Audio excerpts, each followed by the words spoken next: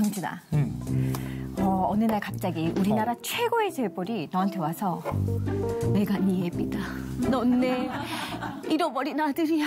이러면 너 어떻게 할 거야? 뭐 드라마야 이게? 에이, 우리 출생의 비밀이 이 드라마의 그 소재로 쓰여지잖아. 그렇지. 그러면 너 그 모든 걸 다 포기하고 그분을 따라갈 수 있어? 모든 걸 다 포기하고 가야 돼? 지금 인바이블도 포기하고 아나운서도 포기하고 우리 키워준 엄마 아빠도 포기하란 말이지. 다 포기하고. 이거 쉽지가 않은데. 난 지금이 너무나도 행복한데 그래도 가야지. 가야 돼. 아유, 누나 덕분에 잠시 잠깐 이 부자가 됐었네. 누가 좀 3천만 원 안 주나? 갚을 돈도 너무 많은데. 목사님은 3천만 원 주시겠지 아마? 에이, 왜 이래? 그럴 것 같아. 목사님! 안녕하세요. 반갑습니다.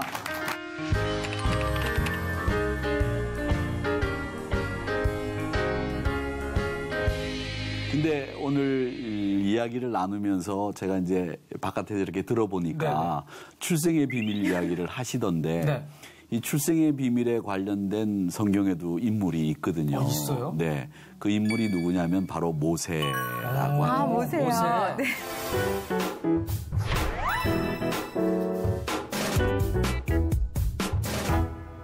여러분들도 그러시겠지만 우리 성현 씨하고 강준 씨는 나를 소개할 때 어떻게 소개를 하나요? 저는 탤런트 권선현입니다. 이렇게. 저도 마찬가지입니다. 아나운서 이강준입니다. 네.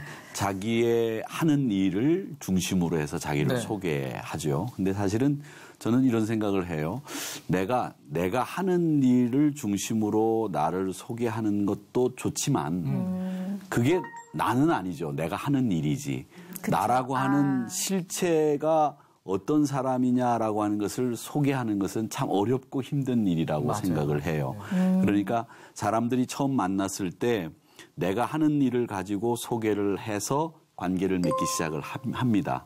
그런 다음에 사람들은 그 사람의 실체를 알아가는 과정을 거쳐서 검증을 하고 이 사람이 좋은 분, 앞으로도 계속 좋은 관계를 맺을 수 있는 분 판단을 하고 나름대로 머릿속에 자기 나름대로 사람에 대한 카테고리를 만들어 놓고 거기에 한 사람씩 이렇게 넣어가지고 이분은 이런 부류의 분, 이런 부류의 분으로 나누지 않을까 이런 생각을 해봅니다. 그럼 목사님 오늘의 그 모세는 이집트 왕자 모세입니다 이렇게 소개 안 했겠네요. 그렇죠.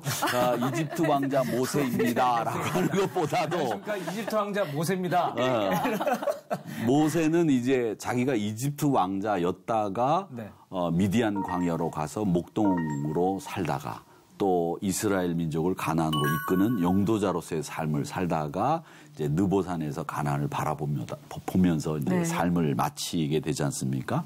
그러니까 이 모세는 우리가 보통 위대한 모세라고도 하고 이 기독교인들뿐만 아니라 이 회교도들도 이 모세를 굉장히 좋아하고 그 모세의 산이라고 해가지고 에벨무사라고 하거든요. 신의 산을 모세의 산이다 이렇게 부르면서 모세를 굉장히 추앙하고 존경하는 그런 인물로 이야기를 합니다. 그리고 이 모세 이야기는 지금 우리 이 영화라든지 또 애니메이션으로도 모세. 그 10개 영화를 보면 저는 이제 10개 영화를 어릴 때 처음 봤는데 그때 아마 미국의 영화 배우 찰턴 헤스턴이라고 하는 분이 거기 주인공으로 나왔던 것으로 제가 기억을. 나이가 좀 많으세요. 하시는 분이 나이가 많으신 분이. 거의 지금 다 아시는 것 같은데요. 그때 찰턴 헤스턴이라고 하는 분이 모세로 등장을 했었는데 저는 그 영화 보면서 충격을 받았던 게 저는 어릴 때부터 이제 성경을 봤으니까 모세 그런데 거기서는 영화를 보니까 모세스 그러더라고요. 그래서 아니 이름이 모세스야?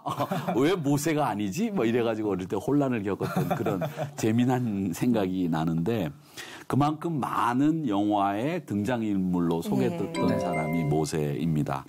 그러니까 모세의 인생이 그만큼 드라마틱하고 영화적인 요소가 많다는 거죠. 조금 전에 이야기했던 것처럼 출생의 비밀을 찾아가는 그런 모세의 이야기는 아주 이건 드라마틱한 요소가 아니겠습니까? 근데 이 모세에 대해서 우리가 알아야 될 게 굉장히 중요한 게 4가지가 있다고 저는 생각을 합니다. 이 4가지가 제일 먼저 중요한 게 아까 그 출생의 비밀을 얘기하신 것처럼 자기의 정체성을 알아낸 이 모세의 모습을 우리는 꼭 알고 넘어가야 된다. 저는 그렇게 생각을 하는데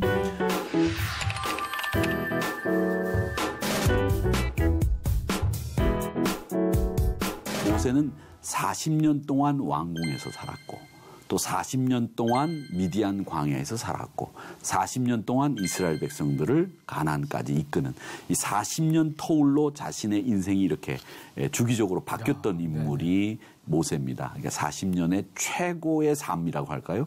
왕궁에서 왕자 수업을 받으면서 한 나라를 이끌 수 있는 지도자로서의 자질을 갖추는 교육을 받았겠죠.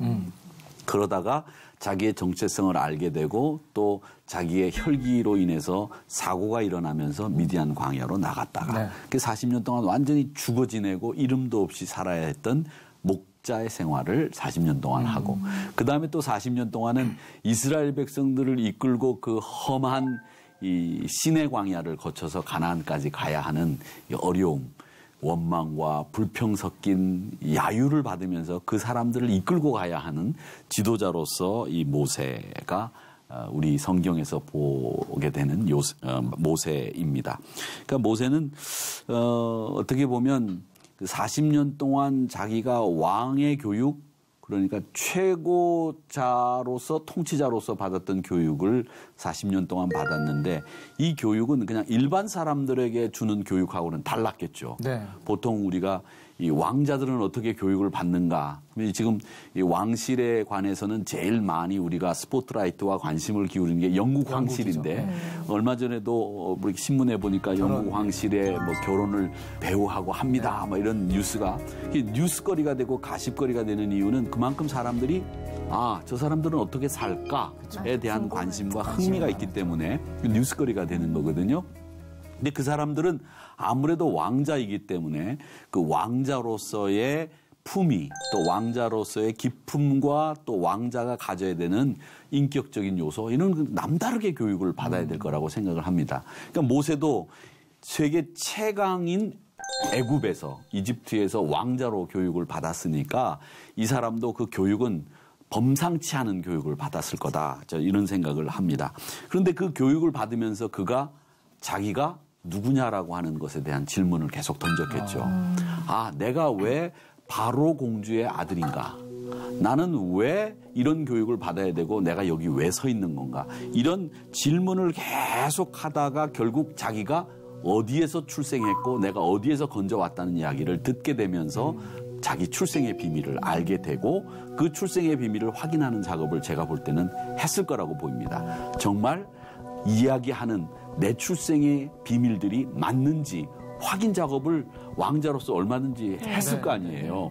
그런 작업을 하면서 내가 히브리인이구나. 내가 유대인으로서 내가 해야 될 일이 있다라고 하는 것을 깨달았을 거라고 생각을 합니다.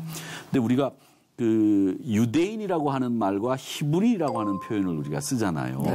그러니까 유대인이란 말은 영어로 주이시라고 부르고 히브리는 그냥 히브리인이라고 하는데 히브리라고 하는 말과 주이시라고 하는 말에 조금 쓰는 용도가 달라요. 히브리는 어떨 때 쓰는 말이냐면 노예를 가리킬 때 히브리라고 하는 말을 씁니다. 그러니까 히브리인 그랬을 때는 누구의 지배를 받고 있다라고 하는 뜻으로 히브리인이라고 하는 말을 쓰는 것이고 유대인이라고 하는 말을 쓸 때는 자신들이 자부심이라고 할까? 하나님의 선택된 백성이라고 하는 것을 표현할 때는 주이시, 유대인이라고 하는 표현을 쓴다라고 하는 것을 아시면 되겠습니다. 자, 그래서 이 모세가 자기가 누구인지를 알게 되는 순간에 내가 뭘 해야 된다. 내가 어떤 인생을 살아야 된다는 것을 알게 됐죠. 그러면서 그 인생을 살기 위한 준비 단계로 미디안 광야에서 40년 동안 양들과 함께 어울려 살면서 자기를 철저하게 죽이는 연습, 그리고 또 자기가 어떤 일을 해야 되는지에 대한 사명감, 고취, 그리고 그 일을 위한 준비 단계를 기도하면서 하지 않았을까라는 그런 생각을 합니다. 그러니까 제일 중요한 것은요. 내가 누구인지를 아는 거. 그게 참 중요한 것 같아요. 아나운서 이강준, 탤런트 권성현, 목사 윤창룡이라고 하는 것보다도 인간 윤창룡이 도대체 어떤 인간이냐. 인간 이강준은 도대체 어떤 사람이냐. 그러니까요. 인간 권서정은 도대체 어떤 사람이냐. 도대체 어떤 사람이냐.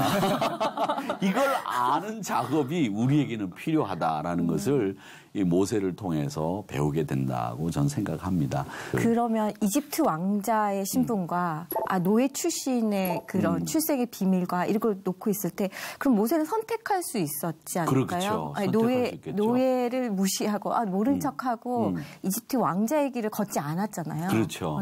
그래서 성경에 보면 잠시 낙을 누리는 것을 거절하고라고 하는 말씀이 성경에 나옵니다.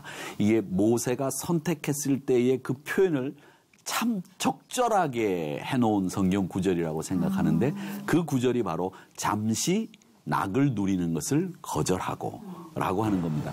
그러니까 모세가 자기가 이집트 왕자로서 길을 걸어갈 수 있었죠. 또 왕위도 계승할 수 있는 서열이 있었기 때문에 정쟁을 벌여서라도 난을 일으켜서라도 자기 정적들을 제거하고 왕위에 오를 수 있는 힘이 있었단 말이죠. 유능하고 탁월하고 누가 보더라도 이 친구 정말 괜찮다. 이 친구는 리더로 세워도 되겠다. 왕이 될 만한 인재다라고 하는 걸 누구나 보더라도 알 수 있는 사람이었기 때문에 아마 추종하는 사람들도 많았을 거라고 생각이 들어요. 그렇다면 그 추종하는 세력들을 딱 집합을 해서 만들어가지고 규합을 해가지고 자기가 군사적인 힘을 이용해서라든지 얼마든지 정적들을 제거하고 왕권을 도전하고 왕권을 차지할 수 있었음에도 불구하고 성경 표현대로 잠시 낙을 누린 것을 거절하고 그는 히브리인으로서 살기로 결정을 하고 미디안 광야로 내려가는 거죠. 그러니까 이게 보통 용기가 아니라는 거죠.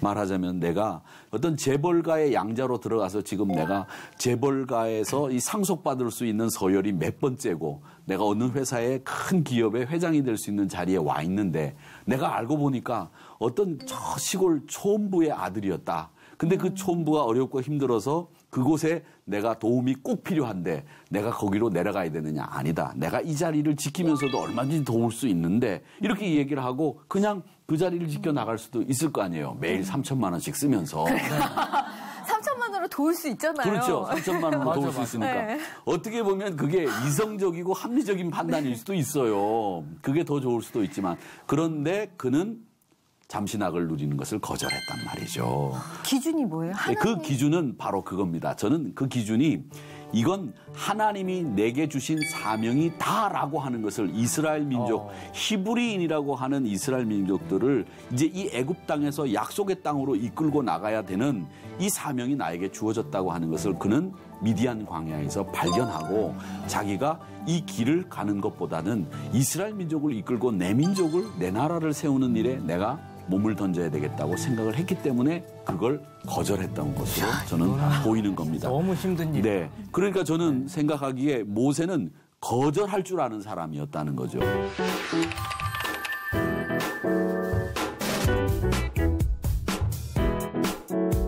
근데 여러분 참 어려운 게 청을 들어주는 것보다 거절하는 게 더 힘들고 어려운 일이에요. 맞습니다. 눈치가 그리고 더 많이 보입니다.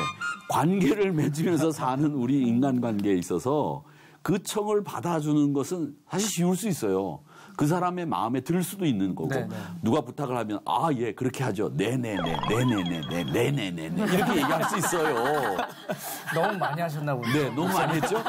근데 이게 너무 많이 하는 이유는 뭐냐면 우리 사람들이 그렇게 받아들이는 것에 대해서 너무 쉽게 생각한다는 거죠. 맞아요. 근데 그게 자신을 잃어버릴 수도 있고 또 자신의 정체성이나 자기가 해야 될 사명을 잃어버릴 수 있는 정도를 걸어갈 수 있는 길에서 벗어날 수 있는 이런 유혹의 기회가 될 수 있기 때문에 사실 신앙인들에게 있어서 제일 중요한 건 거절할 수 있는 용기가 있느냐 없느냐 이게 굉장히 중요합니다. 제가 이렇게 생각해 보니까 거절하지 못하는 이유 중에 하나가 명확한 기준이 없어서 그런 것 같아요.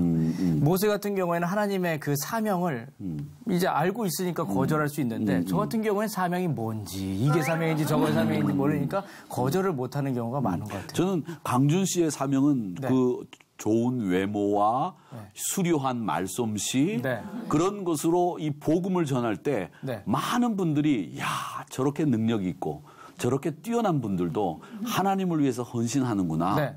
이런 것을 보여줄 수 있다면 예를 들어서 죄송합니다만 누굴 차별하는 것은 아니지만 강준 씨보다도 조금 못나고 조금 이렇게 여러 가지로 이런 사람이 복음을 전하는 것보다 강준 씨 같은 분이 딱 복음을 전하면 야 저런 분도 복음을 전하니 나도 한번 해봐야 되겠다. 이런 용기를 줄 수 있는 자리에 있을 것 같아요.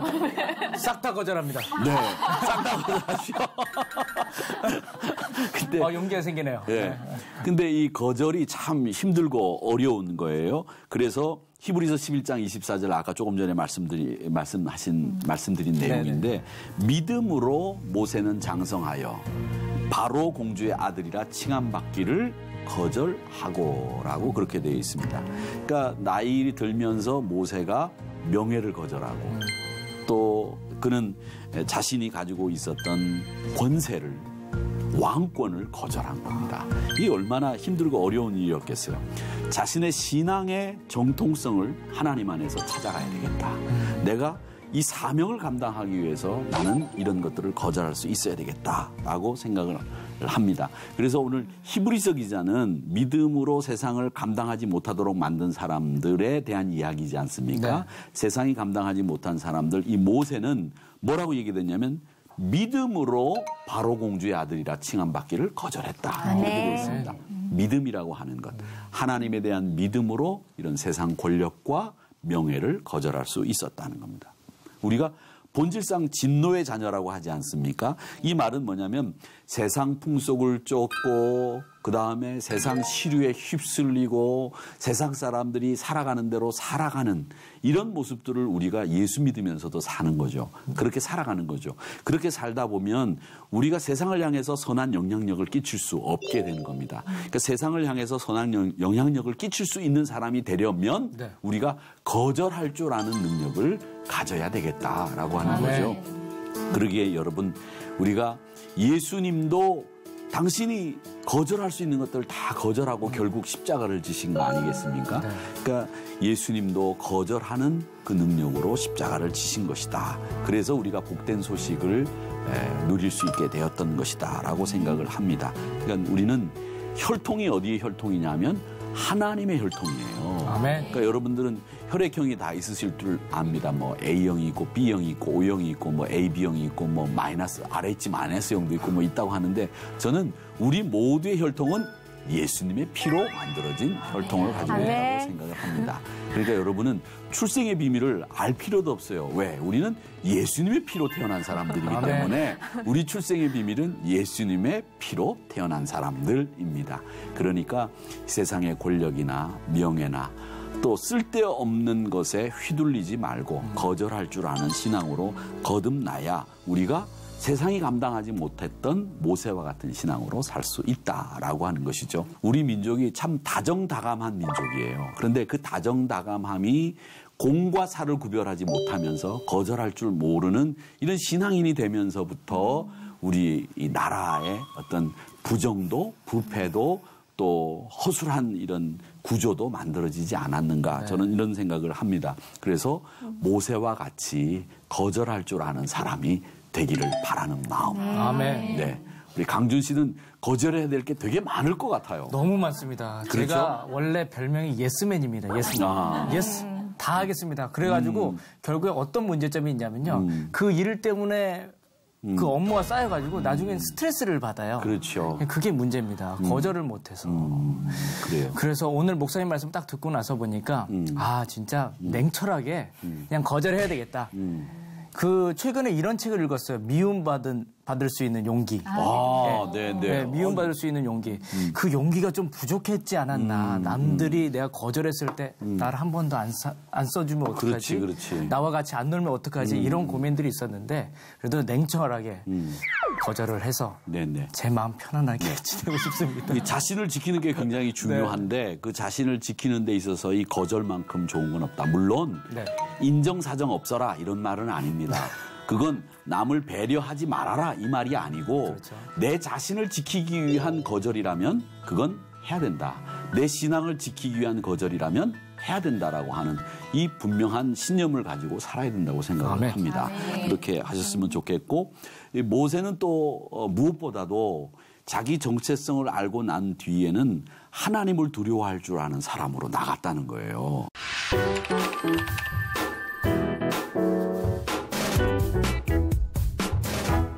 히브리서 11장 27절 말씀에 보면 어떻게 돼 있느냐면 믿음으로 애굽을 떠나 왕의 노함을 무서워하지 아니하고 곧 보이지 아니하는 자를 보는 것과 같이 참았다라고 되어 있습니다. 참았다. 그러니까 모세는 애굽의 바로를 두려워하기보다는 보이지 않는 전능하신 여호와 하나님을 사랑하고 그를 두려워할 줄 아는 인물이었다라고 하는 것이 히브리서 기자의 표현입니다. 그러니까 바로는 당시 세계 최강 국가 아닙니까? 지금으로 따지자면 최강 국가의 대통령과 같은 그런 사람인데 무소불위의 권력을 가지고 있는 사람이죠. 옛날에는 그 무소불위의 권력을 가지고 있는 사람을 뭐라고 표현했냐면 날아가는 새도 떨어뜨린다 이런 표현을 썼어요. 근데 날아가는 새를 누가 떨어뜨릴 수 있겠어요. 근데 그만큼 불가능한 일이 없는 사람이다라고 하는 표현을 그렇게 썼습니다. 바로라고 하는 말이 파라오라고 우리가 알고 있지 않습니까? 이 파라고 하는 말은 성경에 나오는 바라고 하는 말하고 똑같은 말이에요. 바 디메오 그러면 디메오의 바 아들이라는 뜻이거든요. 파라오라고 하는 말은 파는 이 바와 똑같은 말로 아들, 더 선이라는 뜻이에요. 그래서 파라오는 태양의 아들이라는 뜻이에요. 그걸 이제 우리가 파라오를 번역하기를 바로라고 번역을 한 거죠. 그렇게 됐는데 태양의 아들이에요. 그러니까 얼마나 권력이 대단하겠어요. 굉장한 권력이죠. 그런데도 절대 주권은 하나님께 있다라고 하면서 하나님만 두려워했기 때문에 바로의 두려움 정도는 아무것도 아니다. 이게 거절하고 나갔기 때문에 이 하나님을 두려워하는 인물이어서 그가 믿음으로 세상이 감당하지 못하는 사람으로 살지 않았겠는가 저는 그런 생각을 합니다. 아멘. 또 하나 이 이야기를 하자면 모세가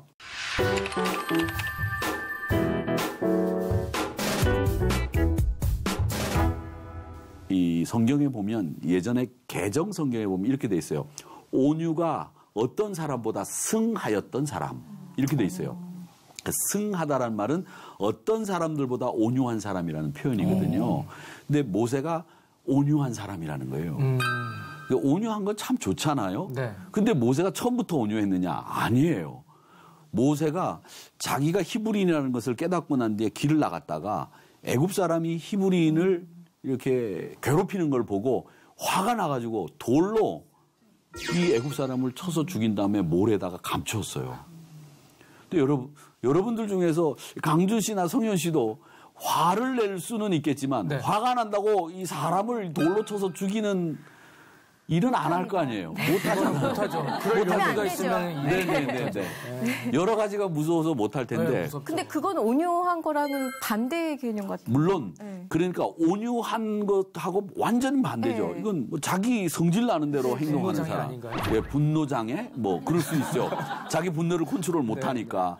그런데 이 모세가 나중에는 가장 온유한 사람이라고 성경은 적고 있거든요. 그러니까 그 과정에서 어떤 변화가 일어났을 것인지 우리가 생각을 한번 해봐요. 아, 그러면은 온유하다라는 건 40년 광야 생활 이후예죠. 이후에 결국 모세의 삶을 평가해 보니까 모세만큼 온유한 사람이 없더라라고 하는 그런 표현입니다. 그러니까 이 모세가 얼마나 온유했는지 40년 동안 이제 물론 그 무리바라고 하는 곳 가서 이제 물이 없으니까 이스라엘 사람들이 막 원망해요. 하나님이 우리를 여기까지 이끌어내셔가지고 말이야 물도 못 먹게 하고 말이지. 야 고기 반찬도 생각나네. 애굽 생활이 그립다 그리워. 이러면서 막 원망을 하니까 모세가 그걸 듣고 얼마나 속이 상해요. 지금 우리는 가나안을 향해서 가야 되는데 지금 이런 거 물 조금 없는 거 이런 걸 좀 참아야 되는데 사람들이 그걸 참습니까? 못 참고 그냥 바로 원망하고 원성이 자자하니까 하나님 앞에 기도한 거예요. 하나님 저 원망하는 녀석들 말이지 저 가만둬야 됩니까? 뭐 이런 말도 했겠고 하나님 물 좀 주세요. 그러니까 그래 반석을 쳐라. 그러니까 반석을 가서 치는데 화가 나니까 방망이 가고 팍 쳤어요.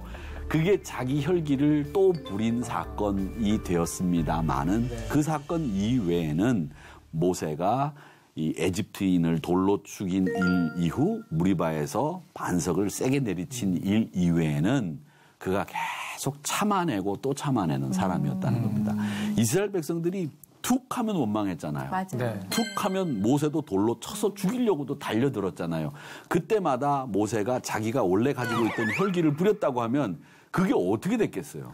그러니까 이게 말이 안 됐겠죠. 암이 됐을 것 같습니다. 네, 암이 됐을 것 같죠. 그런데 그는 신앙으로 그 모든 분노를 참아내는 온유한 사람으로 변했다는 거죠. 그게 얼마나 놀라운 일이에요. 그래서 사도 바울도 그런 얘기를 했습니다. 우리가 모든 겸손과 또 눈물이며 유대인 간계로 말미암아 당한 시험을 참고 주를 섬긴 것 이렇게 사도행전 20장에 보면 사도 바울의 전도 여행 과정에서 겪었던 일들을 그렇게 표현해 놓고 있거든요. 그러니까 예수 믿는 사람들에게 있어서 제일 중요한 것은 참아낼 줄 아는 것. 물론 그 참아내는 게 이유 없이 참아내라는 얘기가 아니라 내가 주 안에서 저 사람을 이길 수 있는 방법은 내가 온유로 이기는 것이다. 이렇게 생각할 줄 아는 이런 사람들이 되어야 되겠다고 생각을 합니다. 그래서 우리 성현 씨도 그렇고 강준 씨도 저도 이 온유한 사람이 되기를 위해서 기도하고 애를 써야 되겠다 생각을 하고 여러분 모두가 온유에 승한 성도들이 되시기를 주님의 이름으로 축원합니다. 아멘. 부디 빌기는 우리 모두가 다 온유로 야 세상에 그 아나운서 이강준 씨 같이 온유한 사람이 없어. 이런 평가가 자자하게 되기를 바랍니다. 다 표정이 바뀌셨어요. 온유하게 이렇게. 온유하게 네, 표정이 바뀌었습니다. 오늘 모세는 여기까지 하겠습니다. 감사합니다. 감사합니다. 고생하셨습니다. 고맙습니다. 고맙습니다. 감사합니다.